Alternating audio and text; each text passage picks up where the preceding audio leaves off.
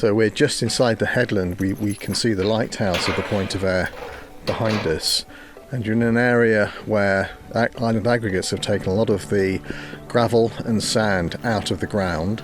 We're also surrounded by the old community landfills as well, two of which have been capped and nature is returning there. But we're just about to walk into the Point of Ayre National Reserve, which is essentially centred around a huge lagoon which has been quarried out and has now filled with water table and rainfall.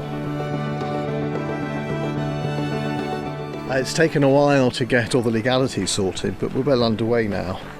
And David, who's the site manager up here, has started quite a number of projects in terms of making the site better for wildlife and also preparing it for visiting. I've been here about just towards 3 years now.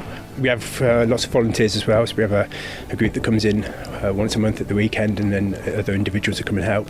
And it's obviously not all just me, we have contractors in place as well. This is actually a time where we can get a lot of the work done because the nesting period is over and we're not into the really bad weather yet. So there's a lot of work to be done. There's an area at the front, the entrance area, which we've looked at. We've got more screens like this to go in. We've got quite a bit of fencing. A lot of it is getting that structure in place so that we're ready to open next spring. Some of the work we'll get contractors in to do, but we have a good group of volunteers and we'll rely on them quite a bit.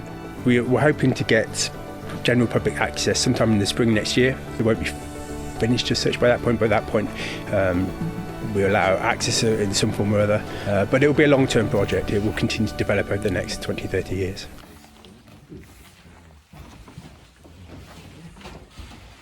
It's incredibly exciting. It gives us a real opportunity to, do something for nature on the Isle of Man. There's huge potential here for both the nature, but also for the people, which we also have to consider. So yeah, it's incredibly exciting. It's not a new technique. It's not something that's new in the UK, but it's new here on the Isle of Man. So we're very excited that we're the ones that are actually going to get to do it. This time of year, a lot of the winter ducks are just starting to arrive.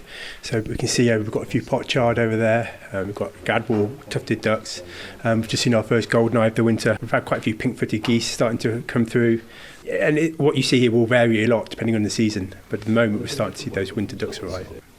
If it had been left as heathland, then you would have had a set of biodiversity, a single set across the Ayres.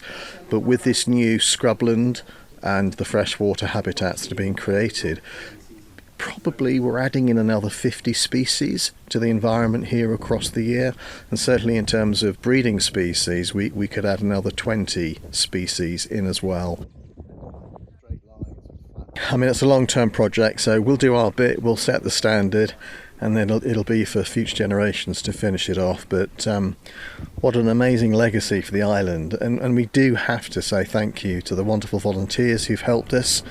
Island Aggregates, RSPB, they've all had an input which has helped us. Great support from government at the start of this project. It's been a real community effort. And if we can keep everybody engaged, then we can keep going and keep developing this amazing place.